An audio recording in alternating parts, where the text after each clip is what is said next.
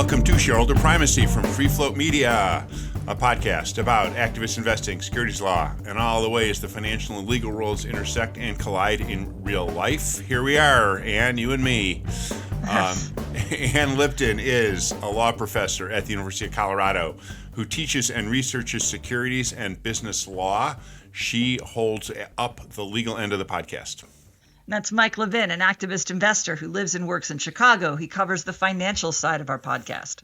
You started asking a couple of really interesting questions about how kind of proxy voting actually works, like on the ground. Yeah, and I was just confused about withhold versus abstain and what the difference was. And so, yes. Right. So we thought we go ahead. I need the explanation. Yes. Well, I will try. I will do my best. I was going to ask you. These are legal questions in some respect. So maybe not. They're more of practice and stuff. Yeah. Yeah. They get into some of that, some of them might be legal, but not in the kind of thing that ever gets litigated or really disputed. So. Yes, absolutely. That's a great point. There's very little case law about what it means to withhold in a vote. And then we will use the recent AGM at SBUX to illustrate some of these principles, because I think actually some of your questions arose out of your at least reading or review of that. Because I wanted to use it as a classroom example, and then realized the first time a student asked me a question, my answer would be this. So I don't know. Interesting. So we're creating curriculum here. Yeah. This is great. Yes. All right, cool. All right. So there were questions about kind of how proxy voting works. And we'll use SBUX as the example. So let's spend the first part of our time together to talk about some of these basics. And I'll tell you what I know, and you can react, and then you can tell me what you know. Okay. There's a couple of kind of preliminary comments. First, in my experience, the way to know kind of how proxy votes work and what it means to vote for something, or what it means to withhold, or what a broker non-vote is. There's a lot of kind of generally accepted understanding of those terms, but you have to read with some care the company's proxy statement. Every proxy statement does set forth, in my experience, with sufficient specificity to understand exactly how votes will count. And there's a lot of similarities among companies that will allow us to make some broad statements right here. But occasionally you get to something a little weird. Somebody says, no, a withhold looks like this, or we'll handle a shareholder proposal in this kind of way. This is how the votes will count. So you need to study the proxy statement. And there's always a section that say how we will count votes or something. It's sometimes part of the Q&A part or whatever. In proxy statements, people can take some creative license in how they organize proxy statements. So this section about how the votes work is not always in the same place for each company. Of course. So you need to, kind of look it over. And sometimes, if each proposal has its own little narrative, and sometimes companies make it easy for you to combine them. But anyway, go ahead. What? Yeah, no, so I'm just saying that we're talking about exactly what a vote means, but a completely separate question which intersects, and we'll get to, is the voting standard, what counts as passing or not. Yes. And that is driven that's not always within the company's discretion. A lot of that is legal, this is what's required to pass and this is what's not. But separately than that is what the vote actually means, when you do what you do with your proxy card, what's abstaining, withholding, not leaving it blank, those kinds of things. Right. And so we will cover all that, or I'd like to cover all that.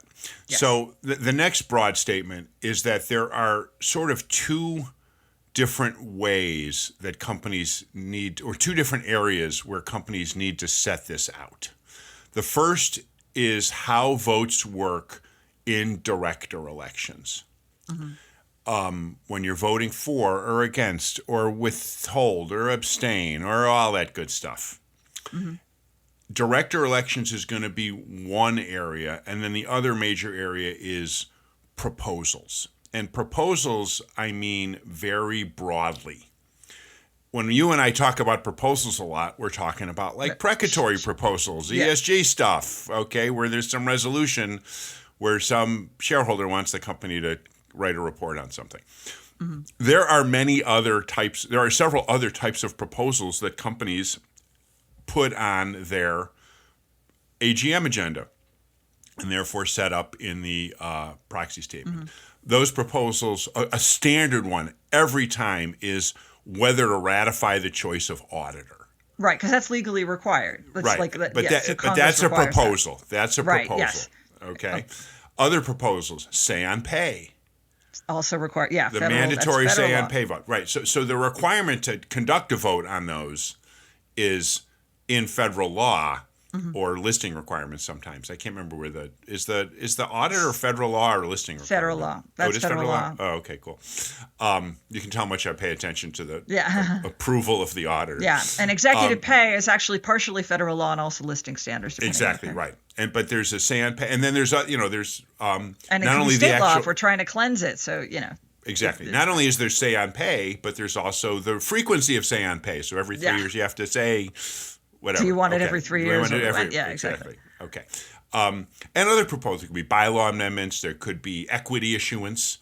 There's a whole list of potential other proposals distinct from director elections. Okay. So let's talk about those in turn. For director elections, the choices that shareholders have tend to fall into 3 categories. You can either vote for a director, you could vote against a director, so oppose, and sometimes I've seen, for, the word for, it's almost always the word for. Yeah, it's for. Rather than some other verb like support or approve. So it's always for. Against is against, sometimes it's oppose, sometimes it's whatever, okay? And then in some cases, many cases today, there's a third category that's given you, which is sometimes called withhold or abstain. Okay? And so let's talk about, in order to understand these, we have to talk about the voting standard for directors. Okay? Directors are always approved on a plurality standard. So whoever gets the most votes wins. Okay? So let's suppose that my favorite example, let's use a board of directors of 10 people. All right? And there's I haven't shown up. No activist is, doing their thing. Right. So the board renominates all 10 incumbents. They don't have to. I mean, maybe someone quit. They put somebody new. But there's 10 people for 10 seats. Yep. Now, this example I use in my class. Exactly. So, and it's a plurality. So, the most, but this is sort of, trivial. Because all 10 people, if it's a plurality standard, all 10 will be elected. So exactly. I like to show my class a proxy card, and I say, look, this board has 10 people on it, and there are 10 candidates on the ballot. Or Exactly, right. But it's, again, that's kind of trivial, but it's literally a plurality standard. That's the legal. That's under law. It's a plurality standard. Right, exactly. We're going to talk about majority voting in a minute. Right. Okay. The next case of that would be if an activist is there. So with 10, and I show up and I nominate somebody, and so there's 11 people to run for the now it's for those possible 10. that one person will not get a plurality. It's going to be the top 10 vote getters. So when we go count up all, and here we have to go back to the fours. Okay, we add up for all 11. When we're all done voting, we add up all the fours. Forget abstain, forget against. Forget all those others. We just add up the fours. And the ones with the most. Of the 10. Exactly. Right. The 10 who have the most for votes, FOR votes, not the most for, numeral 4 votes, win. All right. And so if you can persuade, if you're the academy, you can persuade everyone to kind of make your person more than the 10th, you win. And that's actually a little bit of a strategy. These days in universal proxy, but that's for another podcast. Okay. So that's the whole idea. So in a company without a majority vote standard, whether or not it's contested or not, the proxy card at a minimum, really only needs to list one little choice, for. Right. And okay, but that's hard for people to follow when you're voting. So sometimes they'll list an against. That's where this whole other stuff comes in. Right. So then there's like this. Right. So there's this against, and there's abstain, and there's withhold. Right. Okay. So it's worth noting that withhold and abstain, with minor occasional exceptions, are basically synonymous. Okay. They're kind of the same. So most proxy cards give everyone a choice of 3 for director elections. Mm-hmm. Either vote for, vote against, or abstain. And abstain is basically a way to allow a voter to sort of sit out a vote on that particular person. Okay. You could also abstain by leaving for and against blank. Yes, except I know that there's a twist on this one, depending on the owner, because this came up with the Tribune. It wasn't about director elections, but this was a fun thing that came up when there was a takeover attempt at the Tribune. Yes. So, no, this is the only reason I happen to know this one little thing, which is that I learned that I guess in most cases, I don't know if it varies, if you are the beneficial owner and your shares are held in street name, yes, as a technical matter, you're returning the card to your broker. And if you leave that blank, the broker can't. That's an abstention. The broker can't cast certain important. It's a listing rule. You can't do that anymore. That's where the broker non-vote thing comes in. I'm going to get to that in a second. But if you are the actual holder of record, yes, and you return a card with a blank, what you are doing is authorizing the board to vote your shares as you like. Exactly. I was going to. I'm glad you brought that up. Yes, right. Yes. So it's a difference. Leaving it blank is different depending on whether you're the holder of record or whether you're holding in street name in your broker's name. And this came up because there was a takeover vote on the Tribune, and there was a big opposition because the acquirer was known for kind of stripping newspapers and getting and stripping the assets and getting rid of good news coverage, whatever. So the reporters, this is the Chicago Tribune, and the reporters were asking people to reject the bid. And one of the large shareholders was actually the same guy who owns the Los Angeles Times. Sure. Yeah, and he basically said, I'm abstaining. I returned a blank card. And everyone thought that meant he was formally abstaining, but he wasn't, because he was a holder of record. And by returning a blank card, he was basically giving the board authorization to vote his shares. And I was always of the view that the reason that he kind of made a fuss over I'm abstaining was because he didn't want to openly admit he was allowing the bid, given that he had to maintain good relations with his own reporters at the Los Angeles. Right. So it was a pretense. So I learned that one little thing. Yes. And that's important, because if you hold your shares, and here's the thing, is that almost everybody, as we've talked about, holds their shares in street name. But if you're a big shareholder, you might be a holder of record. Right. You may have, if you've gotten them in a deal or something like that, you may be a record holder. Yeah. And exactly. So he was playing a game. He was saying I abstained, but because he was a holder of record, by returning a blank card, he was authorizing the board to vote his shares as the board recommended, which in this case is in favor of the exactly. Board. So I was going to talk about that. I'm glad you brought that up, because that's good. No, that's fine, because we'll cover that in a second when we talk about broker non-votes. Okay. So that's what happens in director elections with for, against, abstain. Go ahead. Yeah. So other than that, then leaving it blank and voting no or voting withhold is functionally all the same thing. Yes, exactly. Except for companies that have this so-called majority vote standard. The whole reason, in addition to kind of making it a little easier for people to kind of vote, if you really want to abstain, you're allowed to check abstain. It just makes it a little clearer. For companies that have a majority vote standard, you have to list fors and againsts. So it allows people to affirmatively, abstentions don't count there. Okay. But normally, you think about it, you'd have to either have for or abstain, I suppose, when we're talking about plurality of votes, as we talked about before. But in a majority vote company, which is like 2/3 or more of the S&P, a lot of companies have this.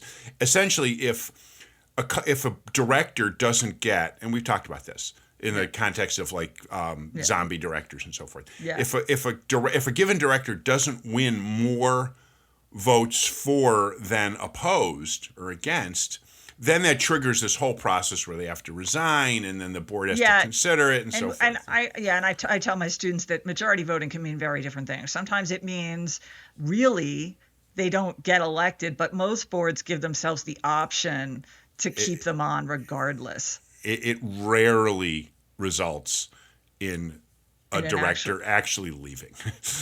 Well, it happened like twice last year or something. Yeah, but I mean, at least the way. Well, we'll talk about Starbucks. I'm not sure, right? But some companies, most companies, like Coca-Cola, I was looking at this specifically because that was the example I used in class, where they were.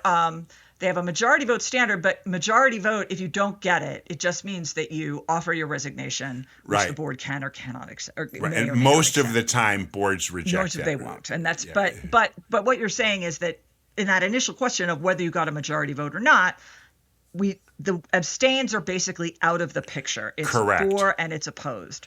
Yes, abstain literally means I choose not to make a expressive view on this, and so. A board that's looking at a majority, whether a given director got a majority vote, they want to know, is there more support or against? And abstain could mean, like with the new LA Times guy, I don't know kind of what I think. Well, yeah, but in the LA Times guy, he wanted to vote his shares in favor of the deal, so he just But as a holder of record, he could return a blank card and basically allow the board to vote his shares as they choose. But so.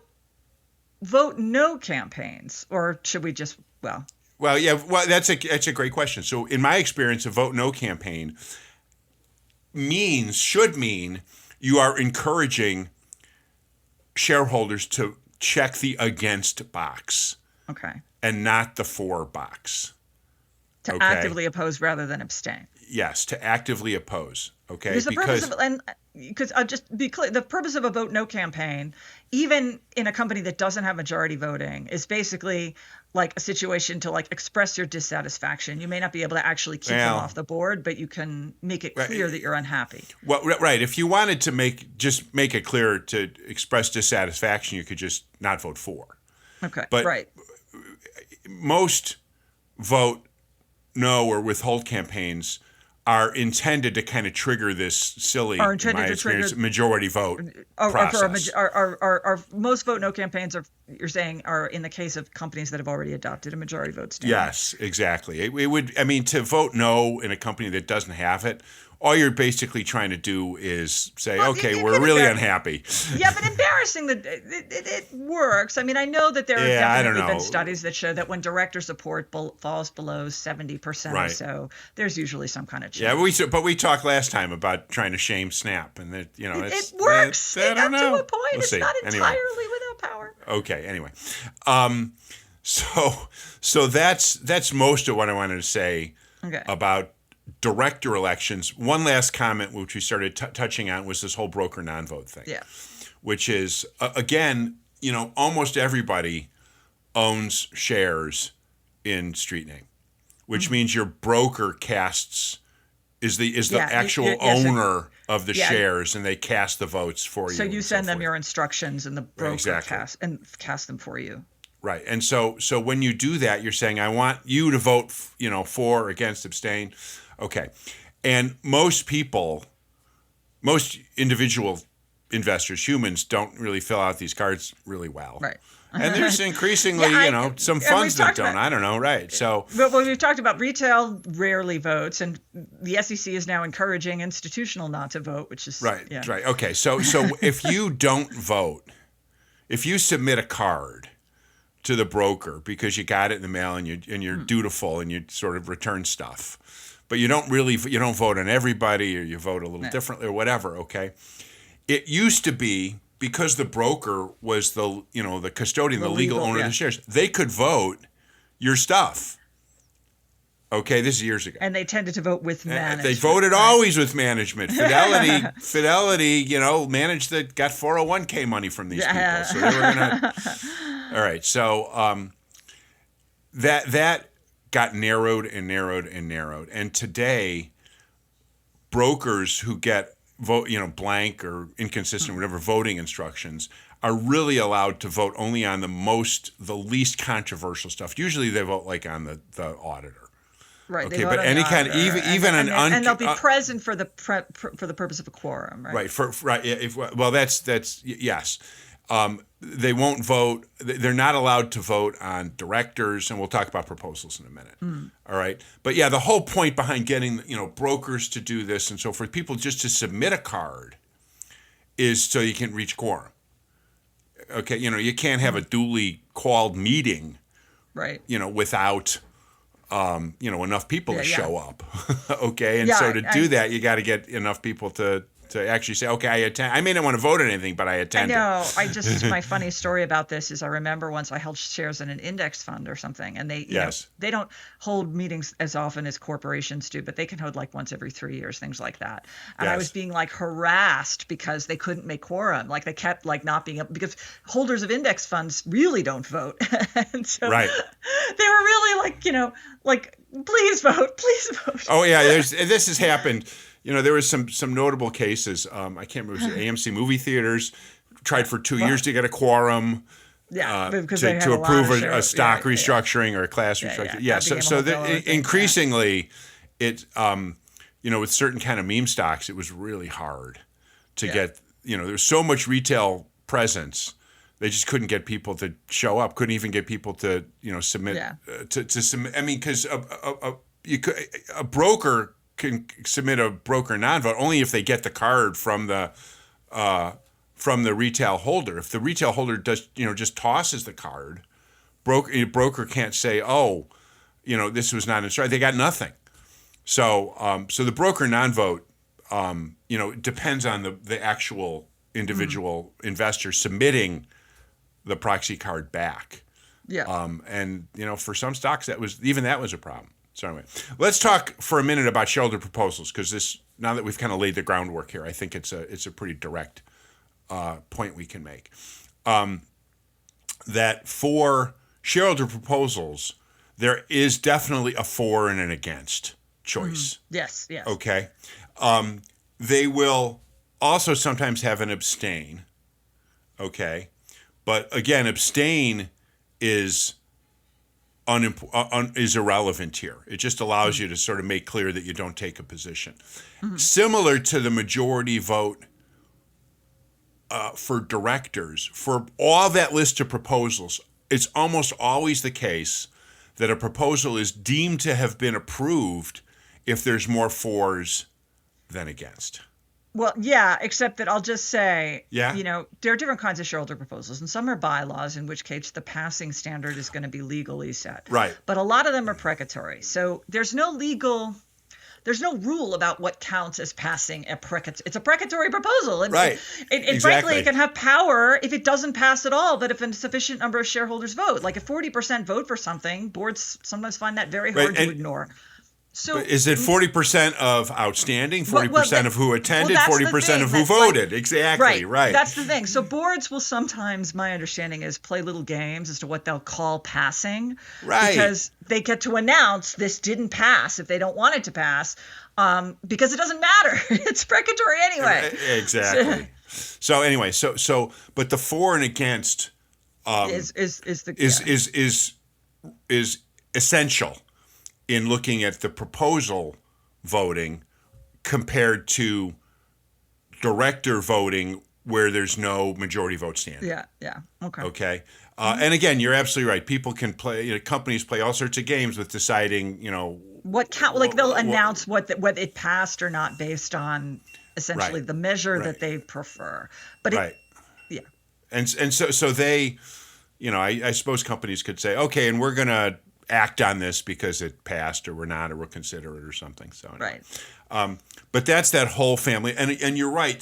There are different vote standards. So like if there's a bylaw amendment, sometimes you need 2/3 of those voting. That's very clear. That might be in the charter, exactly. Like there's those things have legal effect, so there are going to be legal standards that emanate from state law and then private ordering in the charter. Right. Exactly. So anyway, so making that distinction between kind of how the director votes work, how proposal votes work, how broker non-votes affect this, and for and against, hopefully makes this a little clearer, right? Is this what you had in mind when you were thinking about this? Well, Good. I just saw the withholds on the StarBUX thing, which we're going to talk about in a minute. Let's look at it. Very confused about.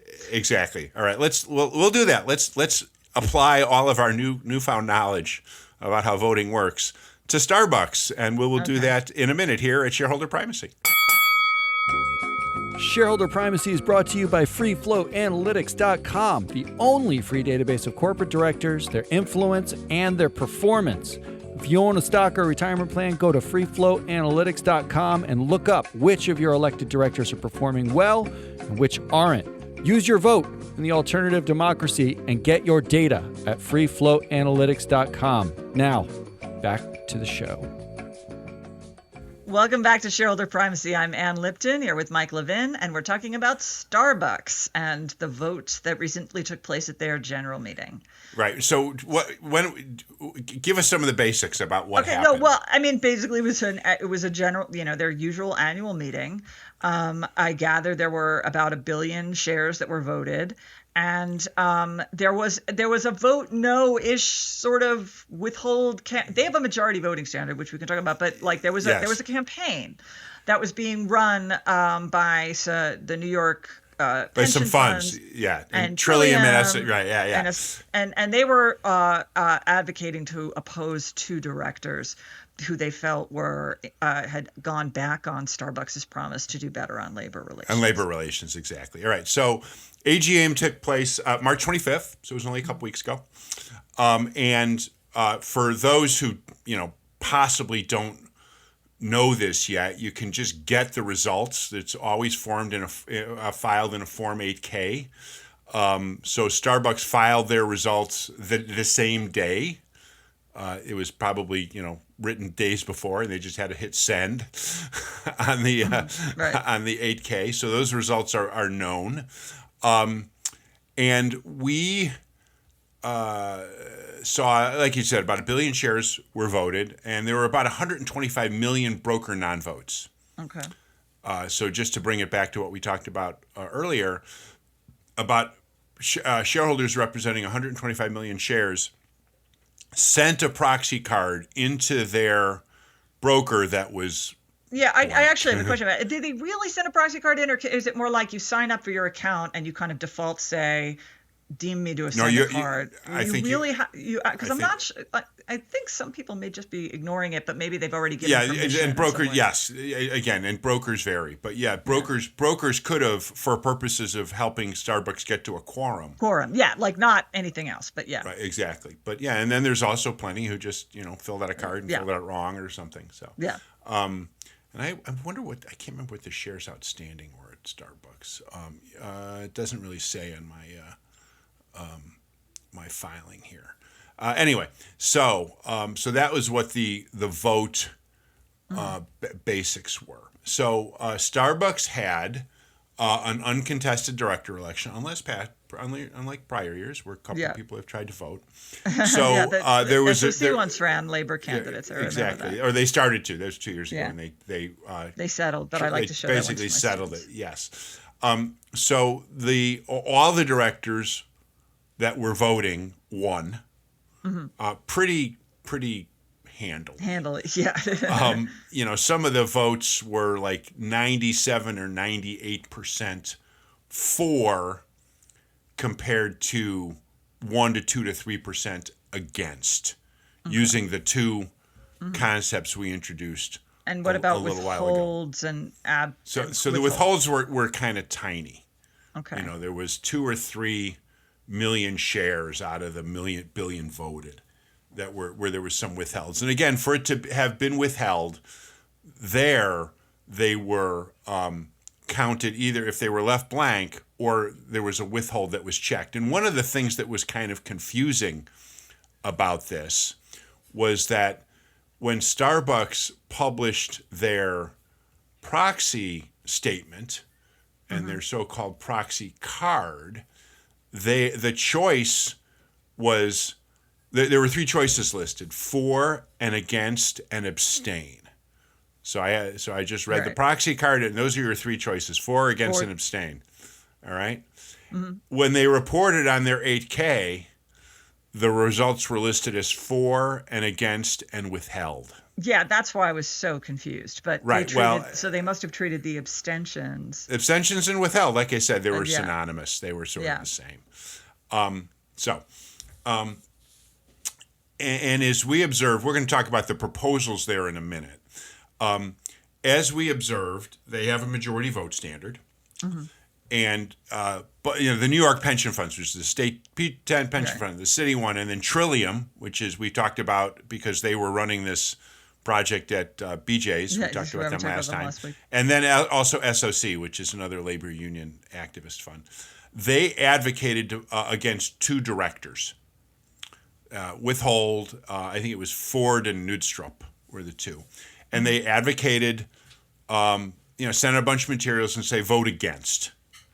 Okay, which is the right thing to do. You want, in order to trigger the majority vote standard, which Starbucks has, there had to be more againsts than fors. Okay, and what happened? As I said earlier, everybody won won a lot. Yeah. The two that